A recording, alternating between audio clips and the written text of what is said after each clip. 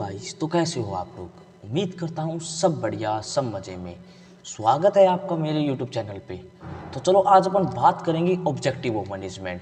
Most important question है और mostly probability ये है ना, एग्ज़ाम में बहुत बार पूछा गया है। क्या तो सीधा 4 नंबर में 5 नंबर में पूछा जाएगा, या फिर नहीं तो केस स्टडी दी जाएगी और उस हिसाब से पूछा जाएगा। तो चलो आज अपन क्रैक करते हैं। मान लो ये एग्जाम में 4 नंबर का है, तो आज अपन क्रैक करते हैं अपने 4 नंबर। ठीक है, तो स्टार्ट करते हैं objective of management. First of all अपन को डेफिनेशन पता होनी चाहिए। ऑब्जेक्टिव ऑफ मैनेजमेंट क्या बताते हैं, ऑब्जेक्टिव क्या होता है। Objective refer to the those end point for the attainment of which all the activity of the organisation were undertaken. Objective वो होता है, वो एंड पॉइंट होता है जिसके जो ऑर्गेनाइजेशन है वो अटेन करती है और उसके हिसाब से और सारी एक्टिविटी चलती है ऑर्गेनाइजेशन की। ठीक है, वर अंडरटेकन।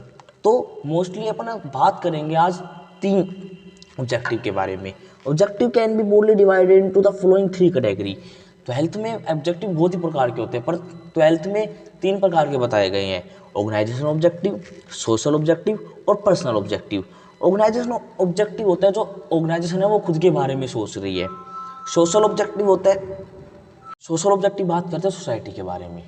अपन को पता है अपनी ऑर्गेनाइजेशन सोसाइटी के साथ लिंक है।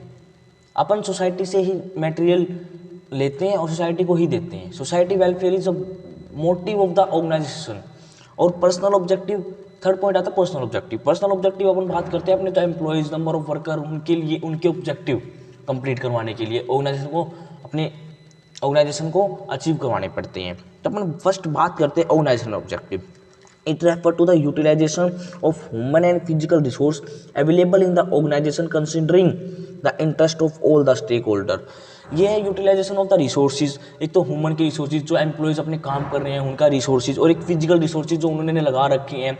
ठीक है, उनको available in the organisation considering the interest of the stakeholder. Stakeholder बंदा वो होता है जिनका हमारे बिजनेस में भी इंटरेस्ट होता है। जैसे अपना कस्टमर हो गया, ठीक है, जैसे अपना कोई अपना जैसे एम्प्लॉयज़ होगी, उनको सबको अपना इंटरेस्ट होता है, स्टेक होल्डर होते हैं। ठीक है, इनको भी कंसीडर करते हैं। Management keep into consideration the benefit of all the related parties. Management को क्या करना पड़ता है, बेनिफिट निकालना पड़ता है रिलेटेड पार्टी का। This also fulfil the organisational economic objective which are survival, profit and growth. मतलब जो ऑर्गेनाइजेशन ऑब्जेक्टिव है ना, वो किस हिसाब से कंप्लीट हो सकती है। 3 चीज़ें, survival, profit, growth. Most important है और एग्जाम में है ना पूछा जाता है। तो फर्स्ट अपन बात करते हैं सर्वाइवल के लिए। हर कोई बिजनेस है वो सर्वाइव होना चाहता है मार्केट में। ऐसा नहीं है भाई एक बार खोला तो ठीक है भाई, महीने चला 2 महीने चला, नहीं, वो सर्वाइव होना चाहता है। याद है कि मैं भी अभी यूट्यूब पे वीडियो निकाल रहा हूँ, तो मैं भी चाहता हूँ मैं आगे तक सर्वाइव करता रहूँ। ठीक है, ये सर्वाइव कब होगा, जब आप इसका मतलब आप जब देख रहे हो उसको और अच्छी तरह से आपको समझ में आ रहा है, तो मैं कह सकता हूँ हाँ भाई सर्वाइव हूँ। ठीक है, और ऑर्गेनाइजेशन कैसे सर्वाइव होगी, the organisation want to survive in the market when they cover the revenue equal to the cost. मतलब जितनी उसने कॉस्ट लगाई है ना, उतना वो रिवेन्यू कमा सके, जब हम कह सकते हैं कि सर्वाइव हो गई। और first of all the main M होता है ऑर्गेनाइजेशन का कि सर्वाइव करना मार्केट में। ठीक है, तो अब सर्वाइव हो गई तो कुछ ना कुछ प्रॉफिट भी कमाएगा। ठीक है, तो profit is the backbone of all the organisation. Profit है ना वो बैकबोन है। विदाउट प्रॉफिट अपन अपना जो काम है वो अच्छे से नहीं कर सकते। अगर मान लो प्रॉफिट नहीं होगा तो अपन सैलरी दे पाएंगे, नहीं दे पाएंगे। अगर प्रॉफिट नहीं होगा तो अपन अपनी जो क्या नाम ऑर्गेनाइजेशन है उसकी ग्रोथ कर पाएंगे, नहीं पाएंगे ना। तो इसलिए profit the backbone of the every business. हर बिजनेस की प्रॉफिट एक बैकबोन है। More risk more profit. Profit play an important role in facing the business hazards and successful running the business activity.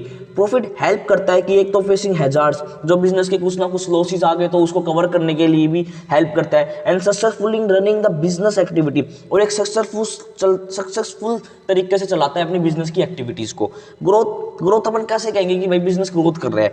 The every business want to grow its own market business इनका मतलब बताया गया है कि इसमें ना हर कोई बिजनेस है ना वो ग्रो करना चाहता है। ठीक है, मार्केट के अंदर। अब वो कैसे होगा, growth can be measure by sale. अगर उसकी सेल बढ़ गई हो, जब नंबर ऑफ एम्प्लॉयज उसके 10 काम कर रहे थे आज 15 काम कर रहे हैं, तो वो कह सकते हैं मेरी ग्रोथ है। ठीक है, अगर वो एक ही प्रोडक्ट बनाता था और वो मल्टीपल प्रोडक्ट बनाने लग गया, कह सकता है भाई वो ग्रोथ है। अगर कैपिटल इन्वेस्टमेंट, अगर उसने कैपिटल लगा रखी थी 5 लाख और आज वो कैपिटल इन्वेस्ट कर रहा है मतलब एक नई फैक्ट्री खोलने के लिए मान लो 10 लाख लगाई, तो वो कह सकते हैं मेरी ग्रोथ है। ठीक है, आए समझ में। अपन बात करते हैं सोशल ऑब्जेक्टिव के लिए।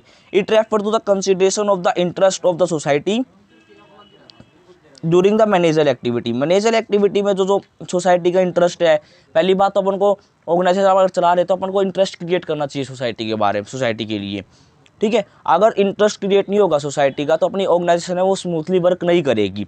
Every organisation is establish in the society, हर कोई ऑर्गेनाइजेशन है वो भी सोसाइटी में एस्टेब्लिश हुई है। They made a product for the society, society के लिए प्रोडक्ट बनाती है। And society dealing with the organisation, so the organisation has responsibility towards the society benefit.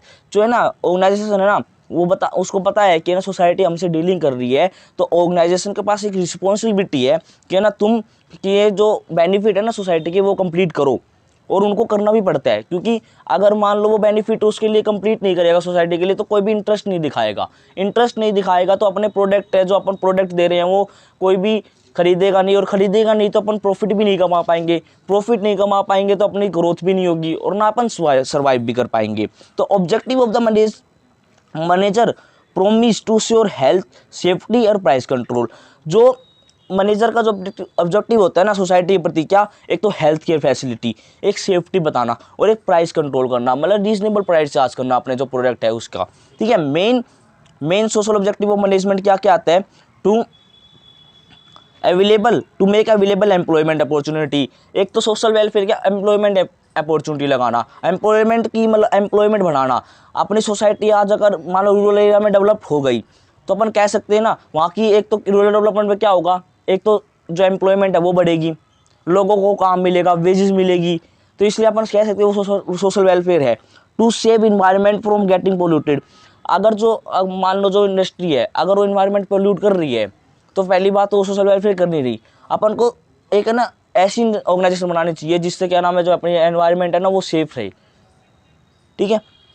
To contribute in improving living standard, और एक ना अपन ऐसा प्रोडक्ट बनाए जिससे ना लिविंग स्टैंडर्ड भी इंक्रीज हो सोसाइटी का।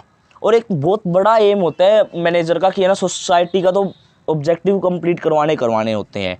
अब है third personal objective. Personal objective क्या होते हैं एम्प्लॉइज के। It refer to the objective to be determined with respect to employees of the organisation. जो एम्प्लॉइज काम कर रहे हैं अपने ऑर्गेनाइजेशन में उनके ऑब्जेक्टिव कंप्लीट करवाना। अपन को पता है, अपन ने पहले स्टडी कर चुके हैं कि जैसे कि जो नंबर ऑफ एम्प्लॉइज अपने काम करते हैं उन सभी के अलग अलग ऑब्जेक्टिव है, उन सभी की अलग अलग नीड है। तो ऑर्गेनाइजेशन जो है ना जो काम जो चल रही है उनको एक तो हेल्प करनी पड़ती है उन बंदों को, उन एम्प्लॉइज को कि तुम्हारे ऑब्जेक्टिव भी अचीव हो। Every organisation is a group of people having a different nature. मतलब ऑर्गेनाइजेशन में काम कर रहे हैं बहुत ही लगार मतलब बहुत ही हाई मात्रा हो, बहुत ही स्ट्रेंथ में मतलब बंदे काम कर रहे हैं एम्प्लॉइज़ के, और उनके डिफरेंट नेचर है। Organisation has to fulfil the objective of each employees. Organisation को हेल्प करनी चाहिए हर मेंबर की, जो उसके ऑब्जेक्टिव है ना हर मेंबर के वो अचीव कर ले। Provide health care facility, bonus दे और उनको फेयर रेमुनेशन दे।